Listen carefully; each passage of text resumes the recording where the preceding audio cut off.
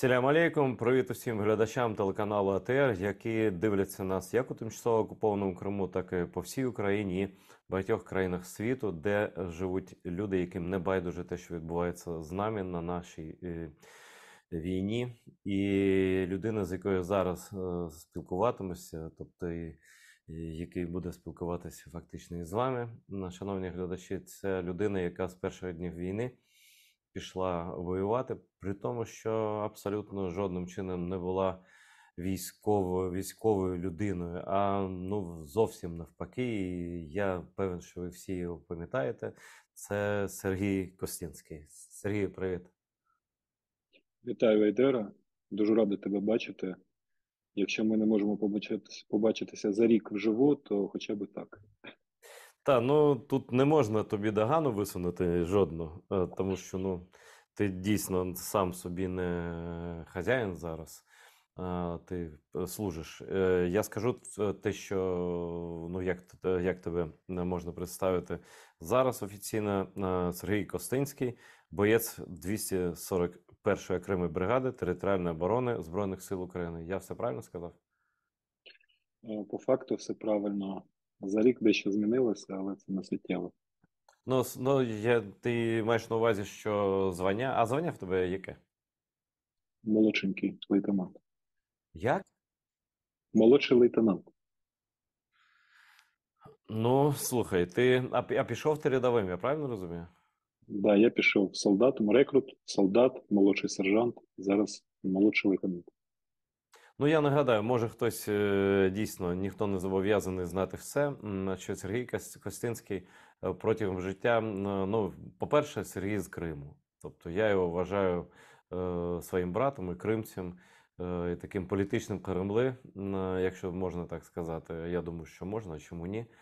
Якщо ми кажемо про політичних українців, то і українці можуть бути політичними Кремли, як і навпаки, це все добре і правильно, взаємопов'язано. По-друге, Сергій і кар'єра була, і там частково журналістка, і політологічна кар'єра була інша, а потім окупація Крима, а потім праця в як це називалося, Сергію?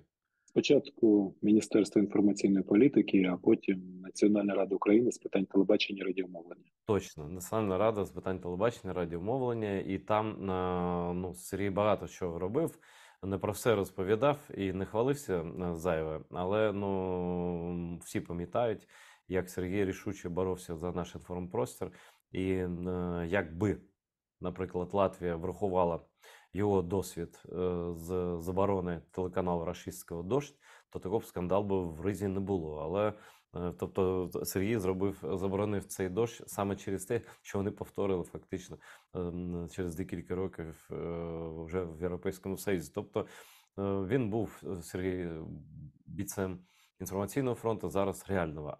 І я хочу, знаєш, просто запитати, розкажи, дійсно, ми з тобою не бачилися, я намагався, але нічого не вдалося. Коли і як. Ні, ти ж потім ще був головою обласної організації партії Європейська Солідарність в Чернівецькій області. Правильно все кажу? Ну, не головою, а координатором. Так, Координат. 2 роки після звільнення, після того, як Володимир Зеленський звільнив мене з посади, через 4 місяці я отримав запрошення в партію від Петра Порошенка і став координатором Чернівецької організації партійної. І чим пишаюся, насправді. Ну, дійсно, я свідок того, що працював ти там дуже вдало, яскраво тощо. І тут повномасштабна фаза війни. І що ти зробив просто зараз? Просто і одразу. Знаєш, це було схоже на катастрофу. Ти зрозумів, що в цей день все зруйнувалося і життя більше далі немає. Все. Твого минулого життя, сьогодення вже немає, нічого немає. От. І тепер зеро. Твоє життя нуль. Може, ну, нуль, повний нуль. І в той момент я зрозумів, що ну, вибору в мене немає. Треба Виїжджати з Криму я не буду, з Криму. Виїжджати з Криму я виїхав з Криму. А от з Києва я виїжджати вже не буду. Це було б ганьбище страшне для мене, якби я виїхав з Києва. Я не вмів стріляти, не вмів поводитися зі зброєю. Я про армію нічого не розумів на той момент. І я не думав ніколи своє життя пов'язувати з Збройними силами. Але в той момент я зрозумів, що є великий ризик того, що Київ може бути взятий, і ми всі загинемо. То якщо це так, то краще вже зі зброєю гинути. І ну, я не думав про те, що знаєш, унести з собою життя хоч когось там з росіян. Це було більше таке філософське розуміння того, що треба захищати країну, і вибору в мене немає. Мені дуже не подобалося це рішення мізками. Я думав, що це просто жах якийсь. Але от серцем я зрозумів, що я просто по-іншому не можу і все. Не можу. Не можу, не хочу і не буду. Треба йти, отримувати зброю і все. Я пішов в свій партійний офіс, де в мене свій офіс, офісне приміщення, і з подивом побачив, що Європейська солідарність розгортнула збори. Тут видають зброю, тут формується 206-й батальйон територіальної оборони, Подільський район. І вже там зустрівся з Омеляном Володією, зустрівся з іншими людьми. І у нас було перше завдання поїхати отримати зброю десь на районі в Києві, отримати боєкомплекти, привезти їх. Я приїхав, ще не отримав зброю. А потім мене поставили на пост. Була дуже нервова ситуація. Ми були не озброєні, але 2 години був на посту. Потім спустився в бункер, підписав контракт, і отримав свій РКК-74. Десь через 15-20 хвилин я вже розумів, як його заряджати, як заряджати магазин, і як стріляти, яке місце займати в бою. І настільки була нервова ситуація, що я все дуже швидко для себе усвоїв, зрозумів, що мені робити. І от 24 лютого моє життя повністю змінилося, категорично змінилося. От. Тобто ти 24-го вже був на посту, я правильно розумію? Так точно, да. Вже з 24-го, я служу з 24 лютого. Що було в ці дні? Ну, знаєш, багато хто, неприємно згадувати про той час, так? І все там було. Але ось зараз просто, ти вже спокійно можеш про це згадувати, так? І що головне, щоб ти відзначив в ті дні відбувалося? І, таке більш широке, може, питання. Я його всім ставлю, хто, брав участь в тих подіях. Що врятувало Київ саме в ті дні? Дивись, перше, яка була ситуація, вона була надзвичайно, знаєш, не було паніки, але було велике напруження в головах людей, велике напруження. Була якась така концентрація у багатьох людей, і була самоорганізація. Було видно, що нашою сильною стороною є самоорганізація громадян. От. Зброю в якихось місцях видавали складно. Тобто людина приходила в воєнкомат і казала, нам не підходите, ви не служили, або ви занадто нездорові, або ви віком не підходите. А були такі місця, як Лавська, 16, де ти приходив і тобі давали зброю. І ти, незважаючи на вік, або служив, чи ти не служив, ти одразу вставав у стрій. І перші групи вже поїхали на Мощун зустрічати танкові прориви росіян. Там був, до речі, і Ахтем Сейтаблаєв. Я думаю, він тільки зараз усвідомлює, чим це могло взагалі для нього закінчитися. Хлопці полізли в окопи, перший раз побачили РПГ-7, що це таке. І все, в окопах вони чекали, коли приїдуть російські танки. От. Мені пощастило не їхати в ліс під Київ, а залишатися на Лавській, там нести чергування. І знаєш, це було таке розуміння внутрішнє, що ну, час першого і останнього бою. Першого і останнього бою. От. Тому що якщо вони доходили до Лаври, то очевидно, що вже Київ це урядовий квартал поруч, що все це наш останній бій. Я от морально до цього готувався.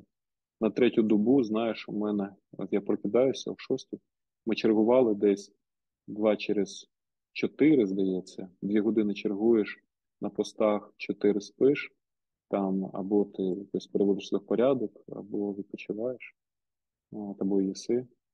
І я пам'ятаю, що після нічного чергування я декілька годин поспав, прокидаюся о 6 ранку, біжу, вмиваюся, протираю очі.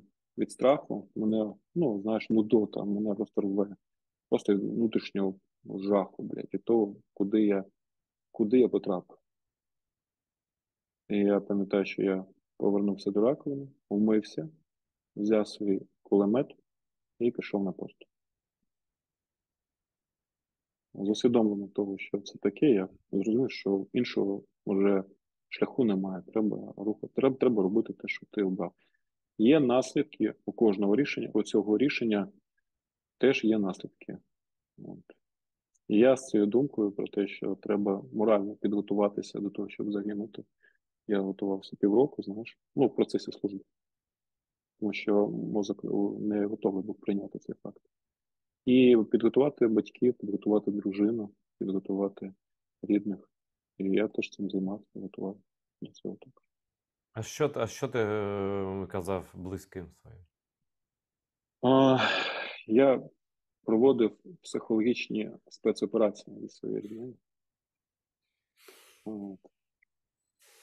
Це тривало довгий час. Я пам'ятаю, найнеуспішнішою була операція, коли ми всі після захисту Києва, наш 206-й батальйон, перший зголосився виїхати за межі взагалі свого міста на іншу ділянку фронту. Ми були першими.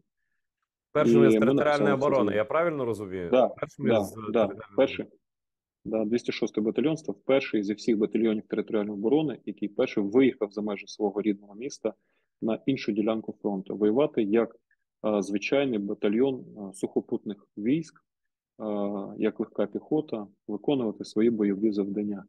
Тобто не просто як ті, хто охороняють блокпости, там ще щось, тим, чим ми займалися в перші місяці, а воювати в окопах або там іти штурмувати. І от тоді це була програшна історія, тому що дружині я не зміг пояснити, чого це я поїхав на Миколаїв. Вона добу зі мною не говорила, потім зателефонувала і благословила. От. А до цього все було успішно. Я пояснював, що дивіться, я нікуди не лізу, я тут стою, охороняю партійний офіс, тут все своє, все нормально. Потім, коли на нас перевели вже на перший опорник в місті Київ, в Подільському районі, це Набережно-Лугова вулиця, де я люблю гуляти, до речі. Там ми зайняли позицію. Позиція мала назву «Штрафники». І я дружині пояснив, дивись, це в межах міста, все нормально, нічого страшного, ми ж тут, ну, ми ж не беремо участь в бойових діях. Це нормально, не переживай. Я тут стою, охороняю, тут друзі, знайомі, все добре. От. Он Ахтем Сейтаблаєв побіг. Ахтем з вами? Так, Ахтем з нами. Я йому за це дуже вдячний, тому що те, що він був з нами, це дуже сильно підтримувало моїх близьких, тому що вони знали, що тут всі разом, всі тримаються разом. От. Потім, вже коли нас перекинули на околиці міста на Виноградар, туди виїзд до Бучі, Гостомеля, я теж пояснював, що тут ми не беремо участь в бойових діях, ми тут стоїмо на блокпостах, це нормально. Ми ж тероборона, ми ж не маємо воювати. Тому мої і дружина, і мама, вони важко це все сприймали, і теща, але от потихеньку вони звикали. І рутина мені допомагала переконувати їх в тому, щоб вони не переживали. Я їм пояснював, дивіться, є два сценарії. Перший, ви робите мені зле. Ви переживаєте, плачете, розповідаєте, як це все погано, вмовляєте мене піти зі служби. що неможливо. І ви робите мені гірше, я втрачаю концентрацію, рано чи пізно загину. Тому що солдат не може бути не сконцентрований. Другий варіант: ви не капаєте на мені на мізки, умовно. Ви підтримуєте мене, ви допомагаєте мені зберігати гарний настрій, гарний гумор. Тоді я вам обіцяю, що я чітко розумію, що я роблю, якісно виконую свої обов'язки, і я намагаюся зберегти своє життя, щоб повернутися додому. От. І це допомогло. Ми зрозуміли одне одного. Назавжди запам'ятаю фотографію дружини, там, де вона посміхається мені, знаєш, такі очі сповнені жалю і болю, і посмішка. Я собі цю фотографію зберіг, поставив на телефон, щоб нагадувати, якою ціною, в тому числі моральною, обходиться моя служба для моїх рідних. Це нагадувало про мою відповідальність перед моїми побратимами і мою відповідальність перед моєю родиною. Що, і життя показало, до речі, що загинути легше, ніж зберегти життя. Тому що для того, щоб зберегти життя, треба боротися, не можна опускати руки, треба мати бойовий дух. А для того, щоб загинути, можна просто в якийсь момент просто нічого не робити і просто померти. Звичайно, що є елемент Божої волі. Я теж переживав цей момент, коли тебе чомусь не вбило. Хоча в інших ситуаціях люди гинули або отримували поранення або травмування. У мене було декілька таких моментів. І от цей момент, він теж значний. Десь 90%. Але ці 10% сконцентрованості і такого морального духу, він надзвичайно важливий. А можеш згадати той момент, коли ти думаєш, що вже все? Та, це було, наприклад, ледь не їхали на позиції вночі, ледь не заїхали до росіян машинами. Випадково провідник переплутав поворот. Ми їдемо без підсвітки. Хтось кричить нам з посадки: ідіоти, куди ви їдете? Ми подумали, що це людина з комплексом Бахтера, а потім в рації провідник почув, що якісь ідіоти їдуть на позиції, проїхав останні позиції наші, і це, здається, була позиція Щук, і їдуть на позиції, можна так сказати, підарів. Просто ми так Тобі називаємо. можна. Ми їх по-іншому не можемо називати, на жаль. І от десь за 500-700 метрів ми випадково зупинилися, розвернулися, поїхали назад.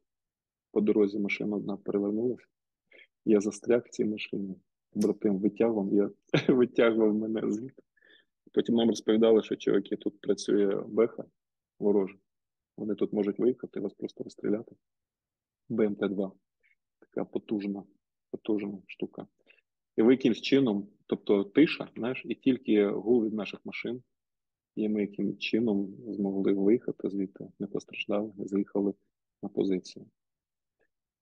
Це було найтаке, що весело розповідати зараз. Потім було, звичайно, що складніше.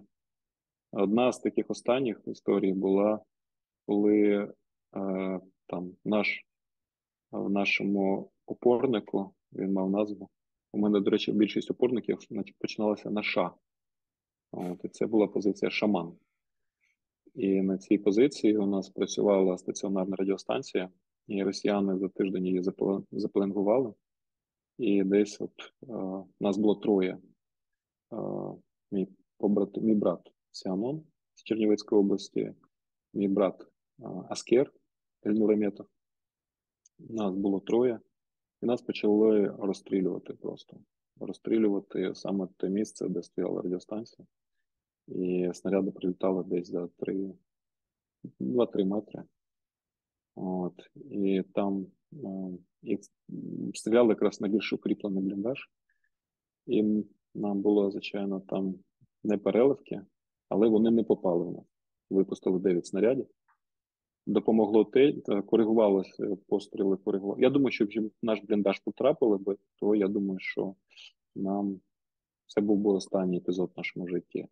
Але вони не попали, і нас врятували сусіди на позиції Болгар. І вони почали стріляти в безпілотник, який коригував постріли артилерії в нас.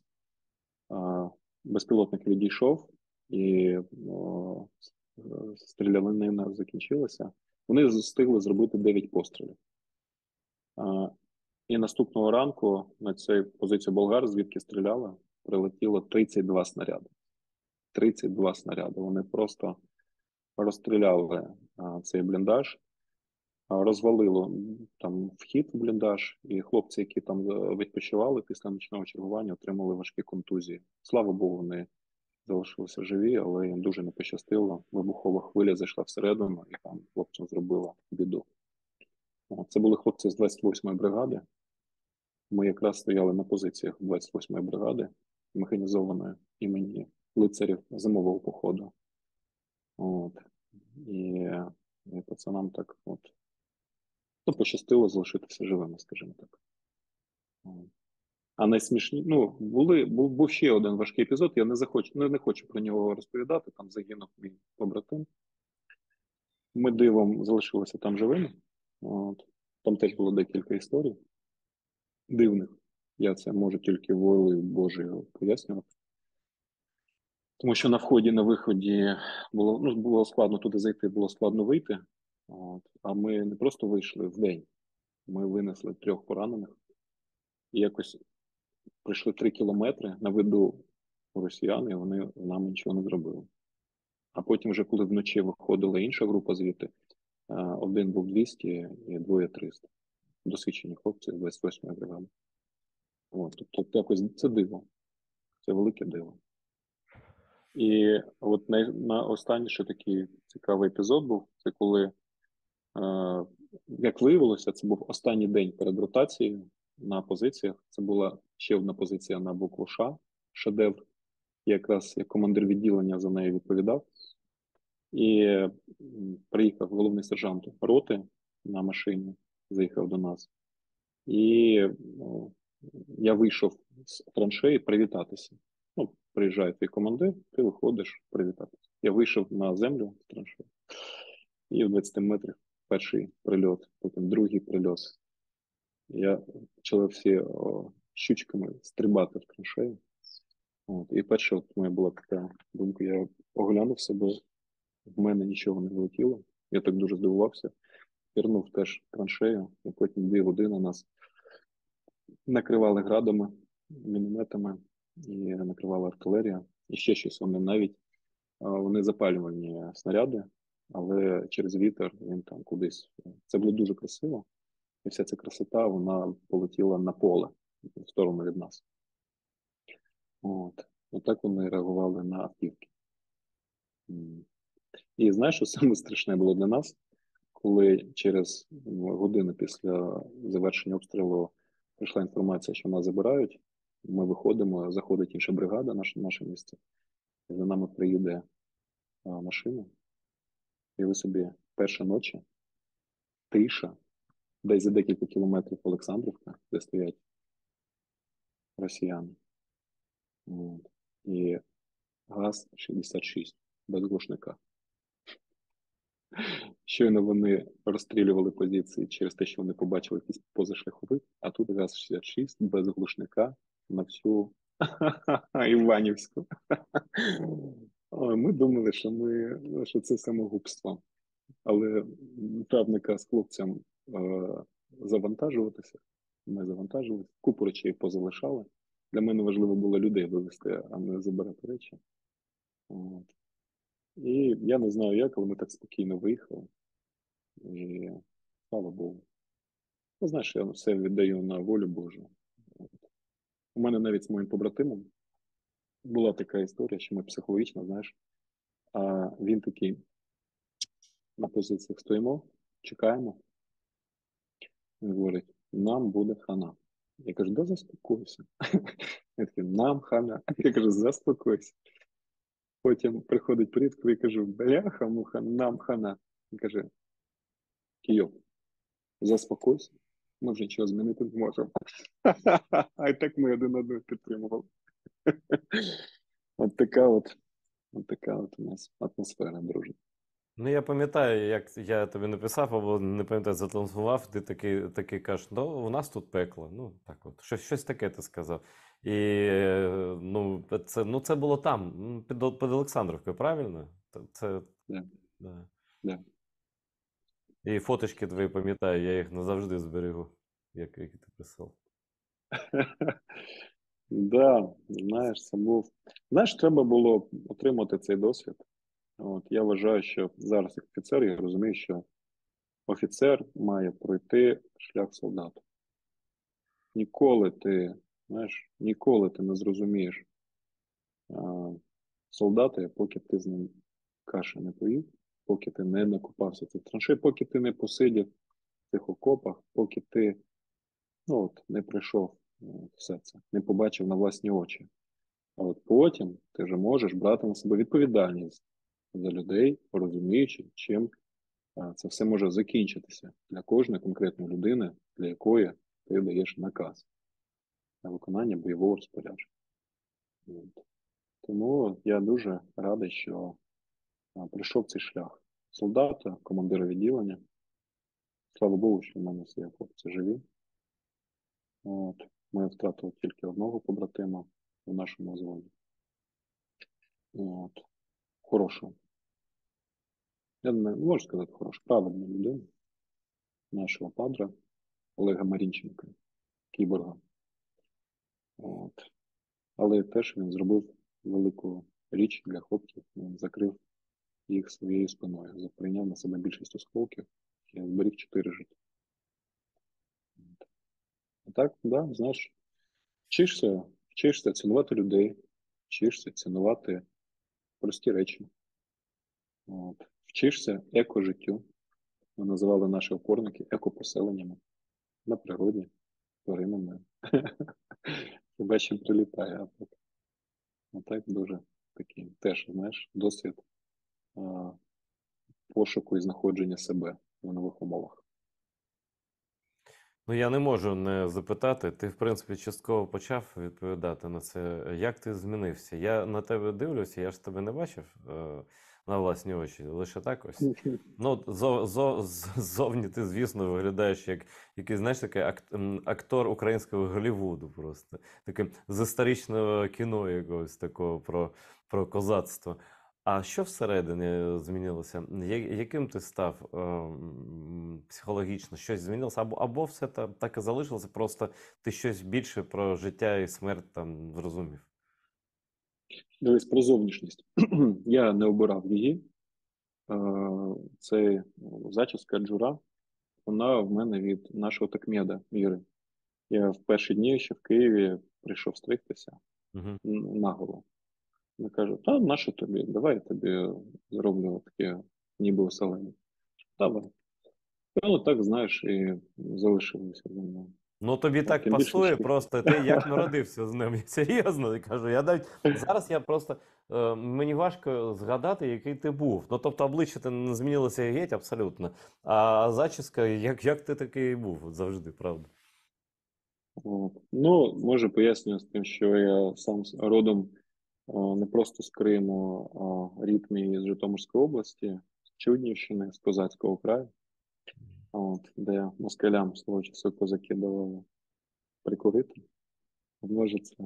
А борода, вуса, це просто в якийсь момент я втомився в польових умовах бритися.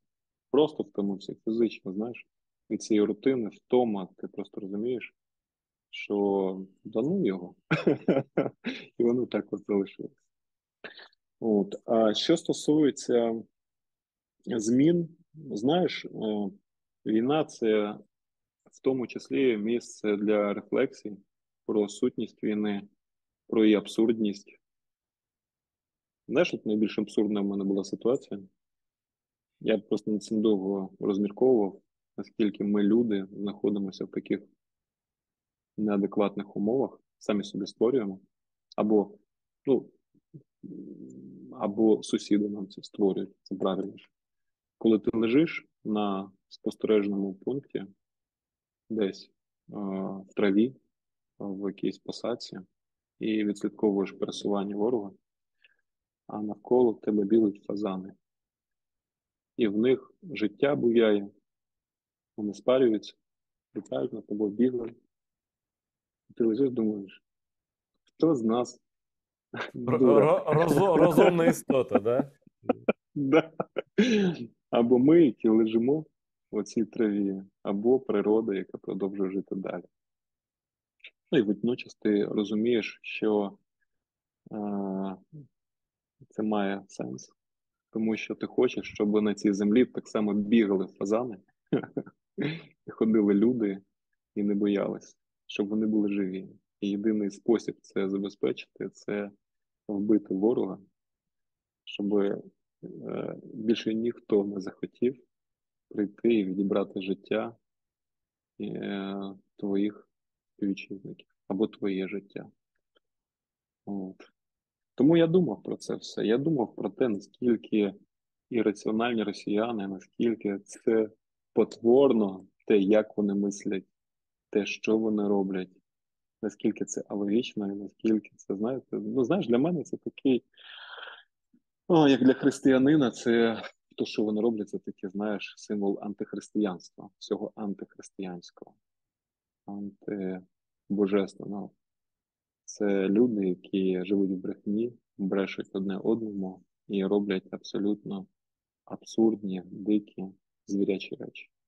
Я не буду просто розповідати, що вони робили з нашими пораненими, навіть мертвими людьми. Це, це не дикість, це не варварство, це щось таке сатанинське для мене. Нормальна людина ніколи такого не буде робити. Навіть не подумає про це. От. Тому єдиний спосіб не загинути самому, не дати загинути своїм побратимам і вбити ворога. От. Я ввів щоденник весь цей час. Зараз перестав на початку року, немає часу. А тоді я ввів щоденник, знаєш, в телефоні записував думки і записував події, які траплялися в житті. І зараз переглядаю. Да, знаєш, це важливі речі. Знаєш, я от що зрозумів, найголовніше, якщо повертатися до суті твого питання. Я зрозумів найголовніше. Треба вірити, треба надіятися і треба любити. От треба залишатися людиною. Не можна йти легким шляхом зла. Треба боротися не просто за свою землю, за своїх близьких, за своїх побратимів. Треба боротися і за себе, щоб оцей вірус зла, ненависті, він не руйнував тебе. Або не зруйнував остаточно. Тому що цей вірус, як ти не хочеш, все одно він тебе проникає. От, у мене залишилося, знаєш, я внутрішньо відчуваю зміни, в тому числі такі от. Я розумію, що це зло укорінилося в мені, і його треба тримати в собі, не дати йому вирватися назовні на своїх близьких. Це, знаєш, що це потяг. Ось комусь заподіяти зло. Війна як місце, де все руйнується, місце руйнації, таке сакральне, вона руйнує всіх учасників, незалежно від того, ти з праведними цілями чи неправедними цілями береш участь в ній. Вона руйнує. От. І перед тобою головне це залишитися людиною і вийти з війни людиною. І покласти приклад для інших людяності. Оце я для себе виніс. Я зрозумів, що таке цінувати тварин.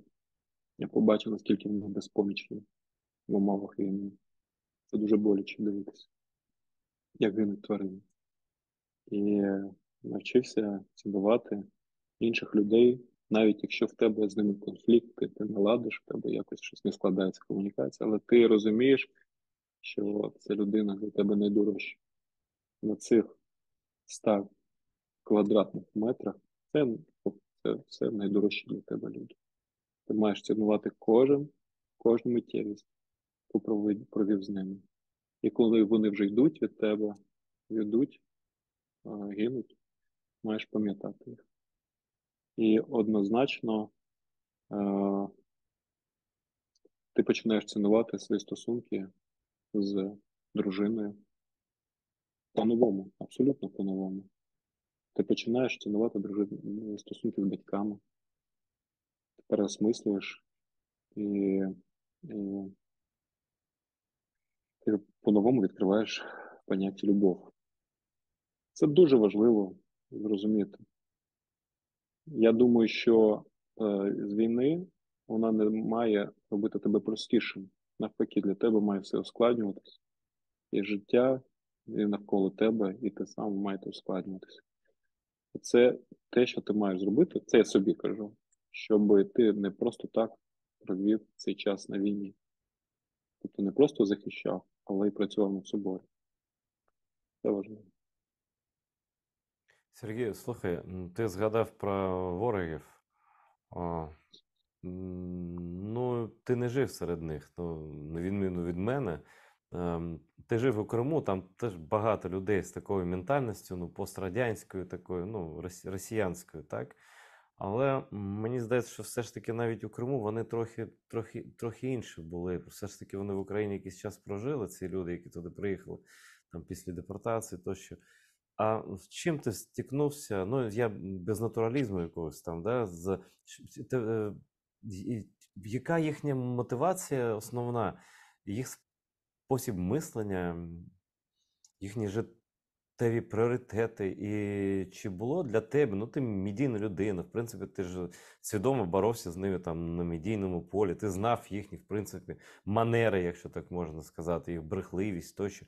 І все ж таки, щось тебе здивувало, коли ти їх побачив напроти себе в умовах реальної війни? Знаєш, я зіткнувся абсолютно такою, з одного боку, такою раціональністю. Да? От, ми стикнулися на Херсонщині з тим, що вони вміють воювати. Реально вміють воювати. Вони фахові в тому, в тому злі, яке вони роблять. Це раціонально, тобто це оточено освічені люди, які отримали певний фах. А з іншого боку, я зрозумів, що ними керує великою раціональністю. От наш батальйон, я служу зараз в тій самій бригаді, яку ти казав, 241 бригада територіальної оборони, але 251 батальйон. От він буквально 2 тижні тому повернувся з Бахмута. Наш батальйон захищав наші позиції в самому Бахмуті. І те, що ми бачили, ця ірраціональність полягала, наприклад, в тому, що вони жертвували своїми людьми. І люди були готові собою жертвувати. Тобто твій товариш загинув, і ти йдеш слідом за ним, ти за ним гинеш, потім йде наступний, він гине, іде наступний, він гине. І все це перед очима, тобто це не просто так, що ти не бачив наслідків. Ти бачиш, що стається з твоїми друзями, і ти йдеш, робиш те саме, і отримуєш теж кулю або осколок. І це для мене було дуже дивовижно. Ну, і ми стикалися і на Херсонщині. Ми стояли на опорнику, який мав назву Херсон. Це був один з таких найважчих опорників. І там ми теж стикнулися з тим, що вони штурмують нас і, очевидно, гинуть, але хвилями продовжують штурмувати.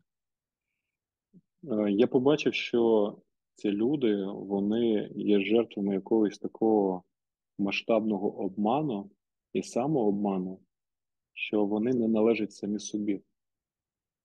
Розумієш? Вони не належать самим собі. От. І це, знаєш, люди дійсно перетворюються на зомбі і просто виконують те, що їм говорять. І це не відкидаючи будь-які критичні мислення. От. І абсолютно є різниця в принципах побудови нашої Збройних сил Росії. Для них нормально вбити свого військовослужбовця, який не виконує наказ. Для нас, от ми зараз у нас, от просто зараз відбуваються сержантські збори. Ми вчимо наших командирів, відділень, головних сержантів. Ми вчимо їх тому, що а, авторитет. Люди мають виконувати накази, покладаючись на твій авторитет. Ти маєш своїм прикладом показати, чому ти маєш так діяти, чому ти маєш виконувати накази. А ми бачили, що навпаки у росіян діє це з одного боку жорстока воля, примус, а з іншого боку таке рабське виконання цих наказів, рабське. От. І я от, знаєш, можу на це дивитися тільки зі зневагою. І ми бачили ці приклади їхньої взаємної ненависті, взаємної зневаги. Ну, людина, яка не поважає іншу людину, вона ж ти знаєш, вона не поважає в першу чергу саму себе. От. І я щасливий, що наші Збройні сили, принципи, на яких ми діємо, вони побудовані зовсім інакше. Це не відміняє купу проблем наших ЗСУ, але ціннісно фундамент зовсім інший. Слухай, ну от ти зауваження таке зробив, що вони один одного не поважають. Це Лесь Подерев'янський колись там звернув мою увагу на те, що ну дивись, вони коли п'ють, я перепрошую, вони після на певному ступені сп'яніння вони починають один одного трясти, обіймати або там, не знаю, душити з питанням ти мене вважаєш. І це неможливо уявити в будь-якому суспільстві іншому. Тобто їм не вистачає самоповаги, поваги до інших. І це все виливається в те, що ти сказав. Такий гібрид рабства, тобто раб і рабовласник це якась Так, така суміш. так, кожен раб намагається стати рабовласником. Угу. Десь так. А Скажи, я повторюся, що для мене важливо було побачити в перші дні, що оборона Києва і будувалася в першу чергу на ініціативах, на ініціативних людях, ініціативних кадрових військових, кадрових офіцерів, кадрових солдат і ініціативах громадян, які вступали в територіальну оборону, в ДФТГ, які брали на себе ініціативу захищати місто. Це, мені здається, от ключове в наших Збройних силах. і це ти почав відповідати на запитання, на яке я так трохи забув. Ти ж очевидець, лише очевидець може, причому може і не одразу, а на часовій відстані якось оцінити. Я неправильно сформулював питання, а може і правильно, може і так сформулювати. Що і хто врятував, внес вирішальний внесок в те, що столиця стояла, що їм не вдалося нічого, що вони зрештою втекли. Тут і люди, і, напевно, якісь ще там фактори. Що, на твою думку, спрацювало так? Дійсно, в принципі, Україна це така. В принципі, існування України це вже метафізика. Ми з тобою колись про це говорили. Да? Це метафізична країна. Тобто, за логікою, стільки століть знищень, принижень, там, розчинення, там, асиміляції, там, заміни населення, чого завгодно, так?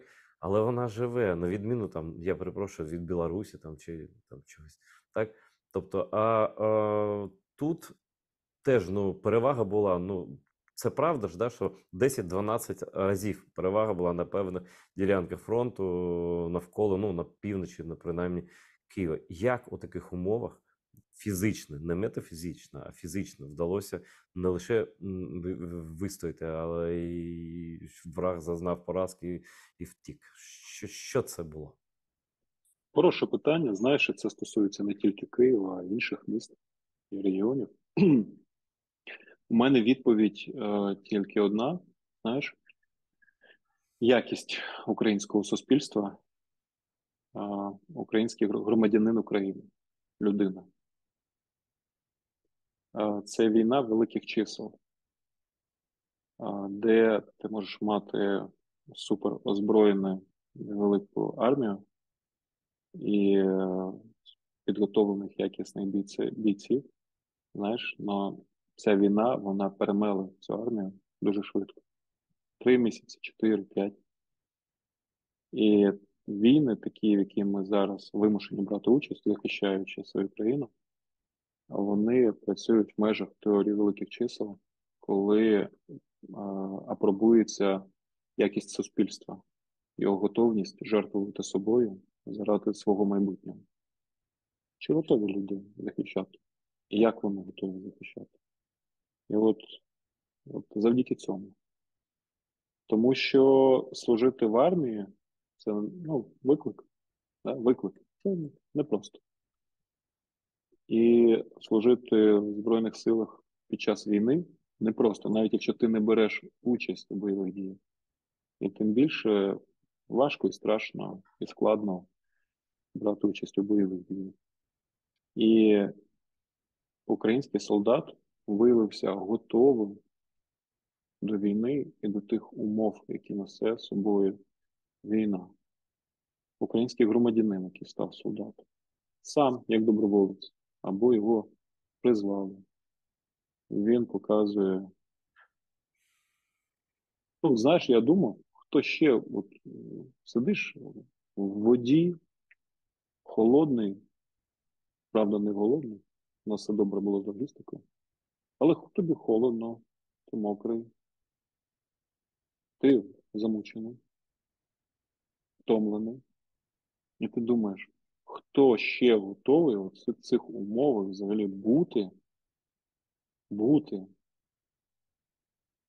І це ж не один день, і не два, і не три, а війна, я так собі думав, триватиме ще довго. І я розумів, що це якість українського народу, якість українських людей. Я думав, хто ще зміг би так воювати? Хто ще зміг би в таких умовах взагалі триматися? Я думав, можливо, поляки. В тому числі їх багато.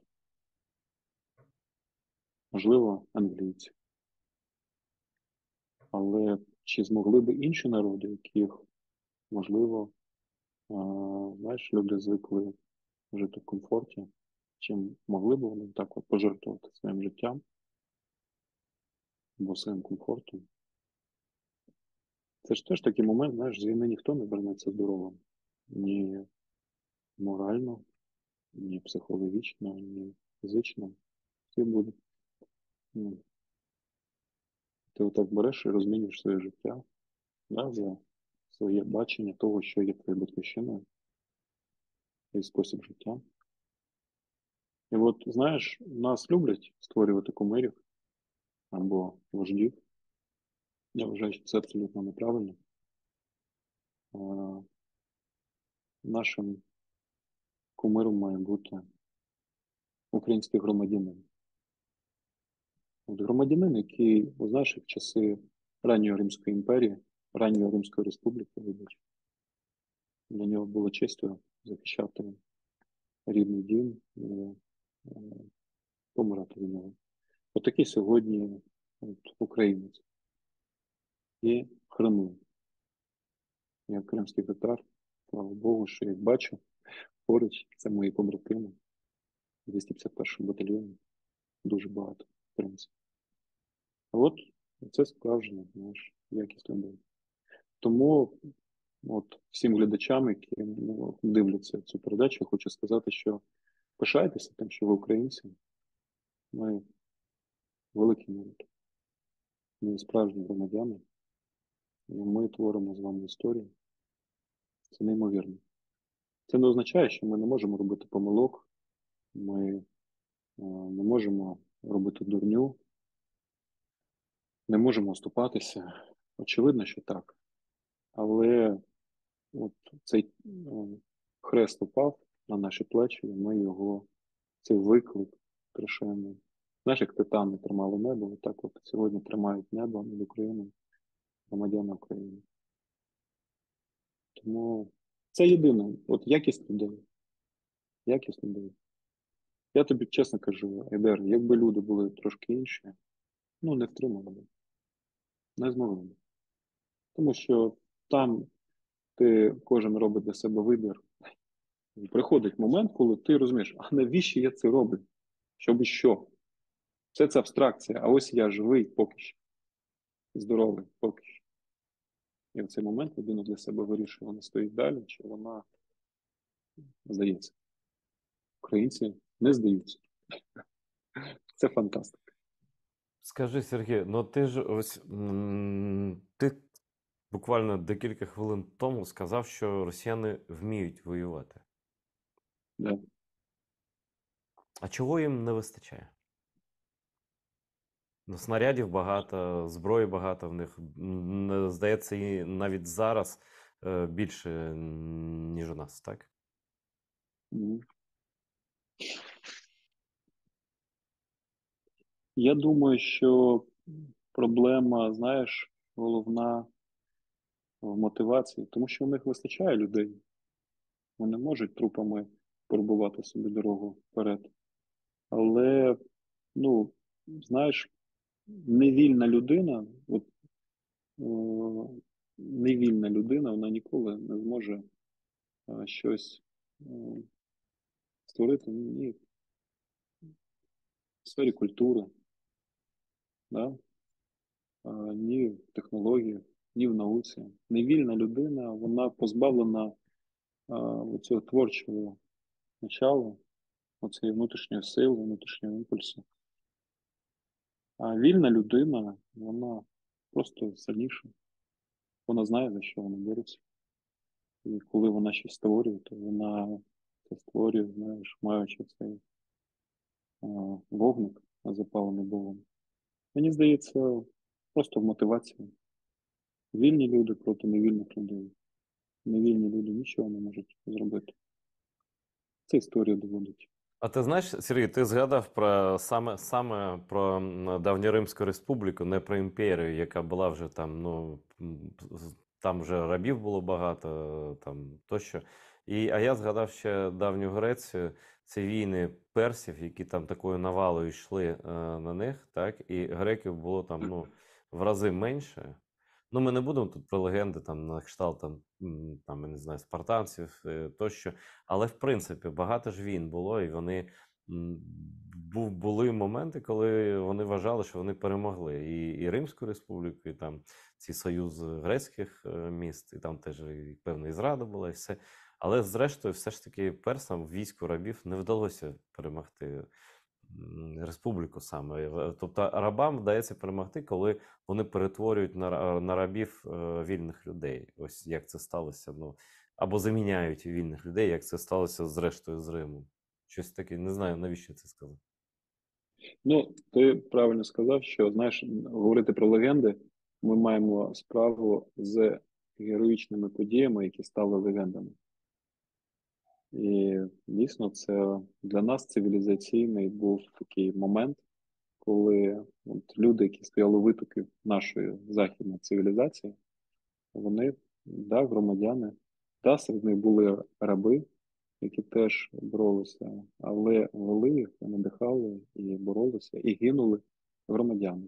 Це стосується і грецьких полісів, і це в першу чергу стосується Римської республіки, яка створила власну імперію завдяки саме громадянам, вільним людям, які свідомо боролися, як люблять казати американці, мені дуже подобається цей вислів, за свій спосіб життя. Слухай, а вони, давай так, ідеологічно. Ти розумієш, за що вони воюють? Бо от всі ці теорії стосовно того, що ну знаєш, в нас же люблять теорії змов. Так, це не просто так. Це війна за нафту, це війна за газ. Ну там що, це війна, не знаю, там за чорнозем. Чорнозему немає, ну це війна там за воду. Там я не знаю за що, за клімат, там, за погоду. А мені завжди здавалося, що ну я може і помиляюся, що більшість війн то якраз вона має маніакальний характер з боку агресора. Це не раціо тут грає першу скрипку. І тому що в нас багато хто не вірив. Я не люблю зараз цю тему чіпати, але ну, в принципі, багато хто не вірив, бо люди вмикали раціо своє і казали: ну ні, Ну навіщо їм таке? Да? Ну, це ж нераціонально. А все сталося з точністю до навпаки. Погоджуюся з тобою. Я повторюся просто, що війна раціональна і е, те, що роблять росіяни, це абсолютна ірраціональність.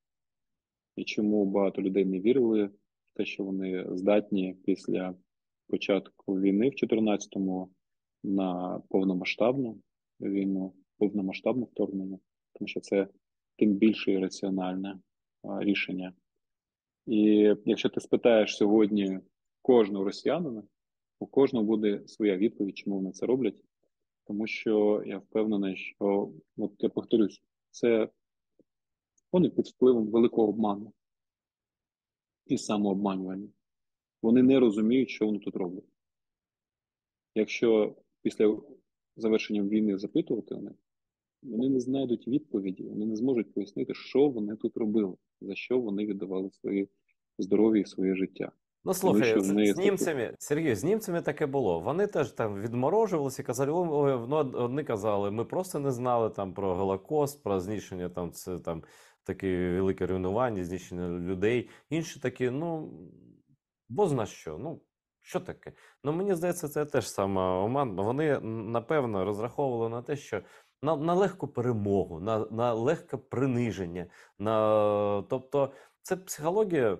Я не знаю, навіщо я тут з тобою дискутую, тобто це своє інтерв'ю. Ну просто психологія людини, яка розраховує на те, що перед ним просто така, ну йому всі здаються. Він сильний такий бандит. І бандит він на це розраховує. Це, тобто, страх бежить перед ним, тобто його всі мають боятися.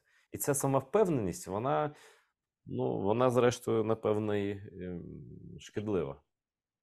знаєш, я боюся потрапити в перелік таких релігійних фанатиків, але мені здається, що з росіянами якесь відбулося осатаніння. Знаєш, коли ти хочеш поглумитися над іншою людиною, слабшою, ніж ти, да? Коли ти хочеш їй причинити біль, коли ти хочеш нав'язати їй свою волю, ну це ж не є мотивація і поведінка здорової, психологічно здорової людини. То тобою якось володів дух а, зла, дух злоби. От. І це абсолютно таке теж ірраціональне становище, в якому вони знаходяться. Очевидно, що дивись, підґрунтя завжди було, е, існувало, яке провокувало їхні дії. Це ненависть до українців, це неповага до українців. Да, не тільки до українців, до всіх, хто входив в свій час в Російську імперію, потім в Радянський Союз. Вони ж всіх не любили і зневажали. Я згадую ще в дитинстві анекдоти. Там навіть можеш провести ранжування, кого вони більше, а кого менше зневажають. Вони А наприклад, ніколи ти знаєш не анекдоти, перепрошую, про Чукчу? Це тому, що Чукчі так. воювали з ними за пекло дуже довго. І анекдоти про Чукчу було приниження людей, така помста імперії за те, що вони чинили спротив. Я думаю, з українцями так само. Ну і це закарбувалося в пам'яті поневолених народів. Я 2 роки жив в Якутії, вчив якутську мову і читав якутських письменників, Це і не знав. там багато. Да, ну я знайомився, знаєш, я відкривав для себе зовсім інший світ і розумів. І там в цих творах було написано, що росіянин, який приходив на їхні землі, творив зло. Там я не бачив жодного оповідання, де розповідалося, які росіяни були молодці, що споювали корінне населення, грабували. Це все було написано. Я з подивом це відкривав дитиною. І щось це мене потім, знаєш, це мене свого часу потім, я коли відкрив для себе кримських татар, то я думаю, що це на мене також впливало розуміння, коли є корінні народи і є якась нація, яка намагається всіх собі переплавити і всіх перетворити на себе. От. Тому це підґрунтя було. Але зараз те, що з ними відбувається, це морок. Це морок страшний. Коли він зійде з їхніх голів, вони так само будуть нас не любити, зневажати, боятися, ненавидіти. але вони не зможуть пояснити, на хіба вони прийшли в Україну. Ти Наше кажеш, що завдання вони осатанілі, так? Ну, це так. можна, напевно, про німців сказати, або про італійців, про когось інших. Я просто не можу згадати період в історії, коли вони не були з сатаною у близьких таких стосунках. І, в принципі, єдина назва, яку я вигадав для себе, для них, це антилюди. Тобто їхня поведінка, спосіб мислення, він просто протилежний людям, як дзеркало. Ось. Ну, але я навіть не про це, можеш про це сказати, якими ти їх, бо ну, ти сказав, в принципі. Я просто вже там недалекий вже кінець програми. Яким ти бачиш Крим, Україну і ворога нашого, Росію після всього? Як все це буде? Ти людина мудра, тому я б не кожному поставив таке запитання. Воно не ритуальне. В даному випадку я дійсно хочу знати твої думки. Дивись, перше, що хочу сказати, відношення до цих людей, як до народу росіян, воно негативне залишиться назавжди. Назавжди. А що стосується окремих людей, то я себе привчаю до того, що судити по кожній людині окремо. У мене була, знаєш, такі внутрішня жага, от, якщо я зможу м, дорватися до взяти полон людину, просто я хотів вбивати їх, різати. І я себе не засуджую за це, тому що ну, є причина в мене на це. Але внутрішня робота над собою показала, що це не є вихід, і це м, просто є поширення зла. Вбивати ворога нормально, а вже полоненим треба поводитися як людина, як українець, як людина високого духу, поважати себе в першу чергу. І те саме стосується і росіян. І для Бога мати сили, щоб при зустрічі з цими людьми мати можливість, знаєш, об'єктивно оцінити цю людину, чи є вона гідною, чи ні. Не пропускати їх, знаєш, всіх через одну грібінку. Але сам народ, їхню культуру, їхню державу. Я боюсь цього слова, але я її щиро ненавиджу. Щиро. Ми просто не можемо з вами вмістити всю ту зло, яке вони принесли з собою, і весь той біль, який залишився в Україні разом з цими тваринами. Вибачте. Тому нам треба вчитися критично ставитися до кожної людини окремо. І зробити все для того, щоб ця держава більше ніколи не змогла впливати на нас. Я навіть не кажу, що нападати. Нам потрібно зробити все, щоб ця держава більше ніколи не змогла впливати на нас через людей, через культуру, через медіа, інформацію. Треба зробити все, щоб вони не змогли більше робити те, що вони робили до 2014 року.